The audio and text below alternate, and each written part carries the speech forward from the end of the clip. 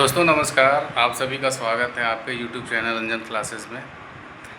दोस्तों बहुत दिन से वीडियो नहीं आ रहा था, इसकी एक वजह यह भी है कि कोर्ट में कुछ हो नहीं रहा था और डेट नहीं लग रहा था। जाहिर सी बात है कि कुछ अपडेट रहेगा नहीं तो वीडियो बनाने का कोई फ़ायदा है नहीं। आज आप सभी के लिए एक नया अपडेट है और अपडेट यह है कि TGT 2016 का डेट लग गया है। ठीक है, और डेट कब लगा है? तो डेट लगा है आपका 25 जुलाई 2025 को, है ना। कहने का मतलब आने वाला एक दिन के बाद जो 25 जुलाई आ रहा है उसमें आपका डेट लगने वाला है। ये इंटरनल खबर है और लग भी जाएगा, मेंशन करवा दिया गया था पहले ही। और एक बढ़िया अपडेट है सभी के लिए कि हमारा जो बेंच है, हमारे जो केस का बेंच है, वो पहले जिन जज साहब के पास था उससे अब बदल करके दीपक रोशन सर के पास चला गया है। ये बहुत अच्छी खबर है हमारे लिए, क्योंकि दीपक रोशन सर पहले भी इस केस को देख चुके हैं और केस को अच्छी तरह से समझते हैं। इसलिए यह हमारे लिए एक खुशखबरी है कि वापस से दीपक रोशन सर के बेंच में चला गया है और इन सभी मैटर्स को अब वही देखेंगे। ठीक है, कहने का मतलब कि ये केस दीपक रोशन सर के बेंच में ही फाइनल होगा, ये पक्का है। और डेट 25 तारीख को लग गया है। अब मुझे नहीं लगता कि ज़्यादा लंबा इसको खींचा जाएगा। जैसा कि आप लोग जानते हैं, टेबुलर चार्ट के माध्यम से डाटा मांगा गया है, तो हो सकता है 25 तारीख को टेबुलर चार्ट दे दिया जाए JSSC के द्वारा। और जब टेबुलर चार्ट मिल जाएगा उसके बाद उन सीटों पर बात किया जाएगा। ठीक है, कि कितनी सीटें JSSC दे रही है, कितनी सीटों पर बात बनेगी, इन सभी बातों पर बात विचार बनेगा। उसके बाद अगर नहीं बनता है तो फिर एक आध डेट और लग सकता है, लेकिन बहुत ज़्यादा चांस है कि अगले एक दो हेयरिंग में यह केस कंप्लीट हो जाएगा। जिस तरह से जज साहब जो दीपक रोशन सर हैं उनका अप्रोच रहता है, उससे यह पता चलता है कि मतलब ये केस को ज़्यादा लंबा नहीं खींचते और काफ़ी गंभीरता से लेते हैं किसी भी चीज़ को। खास करके स्टूडेंट के जो मैटर्स होते हैं उन सभी चीज़ों को बहुत गहनता के साथ मतलब जजमेंट अपना देते हैं। ये उनका एक प्लस पॉइंट है। और एक ख़ास अपील आप सभी से करना चाहते हैं, जितने भी TGT कैंडिडेट हैं, अभी बहुत दिनों से केस नहीं लगा है तो सब इधर तितर बितर हो गए हैं, इधर उधर हो गए हैं।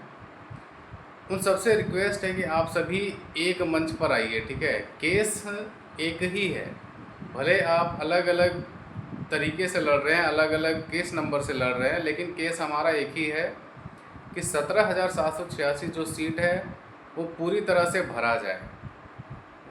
अगर नहीं भरा है, जितनी भी सीटें बाकी है वो भरा जाए। ये सबका एक कंबाइंड डिमांड है और ये होना ही चाहिए। लेकिन बहुत सारे लोगों का अभी देखने में मिल रहा है कि अलग अलग ग्रुप्स बना करके और इधर उधर बंट गए हैं। ठीक है, तो आप सबसे यही दरख्वास्त है, रिक्वेस्ट है, अनुरोध है कि आप सभी एक मंच पर आइए और एक डिमांड रखिए कि जो भी सीट बचा हुआ है, टेबुलर चार्ट देने के बाद वो क्लियर हो जाएगा कि कितना सीट बचा है। जो भी सीट बचा है, पिटिशनर जितने भी बने हैं उन सबको प्राथमिकता उसमें दी जाए, ये डिमांड सबको रखना है। ठीक है, सब पिटिशनर जितना भी बना है उन सबको प्राथमिकता दी जाए बचे हुए सीटों में, ये डिमांड सबको रखना है। और उल्टा सीधा डिमांड रखेंगे, मिनिमम मैक्सिमम खेलते रहेंगे तो कोर्ट का डेट ऐसे ही टलते रहेगा, फिर कभी फाइनल नहीं होगा मिनिमम मैक्सिमम करने से। और ये तो स्पष्ट बात है कि खुद सुप्रीम कोर्ट ने कहा है कि जितनी सीटें बची है उसको स्टेट मेरिट से भरा जाए। ठीक है, ये सुप्रीम कोर्ट का ऑर्डर है कि स्टेट मेरिट से बचे हुए सीटों पर भरा जाए, हर एक सीट पर नियुक्ति हो।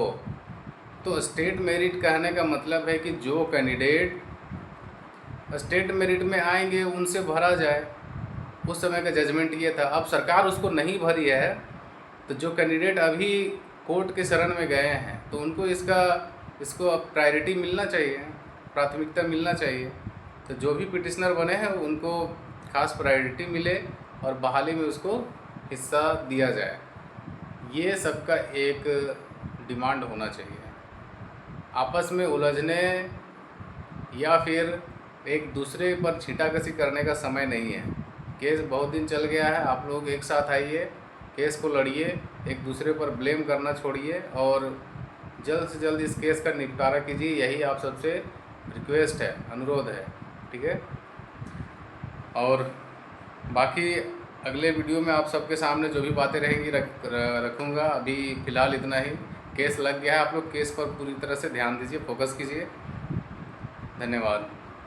जय हिंद, जय झारखंड।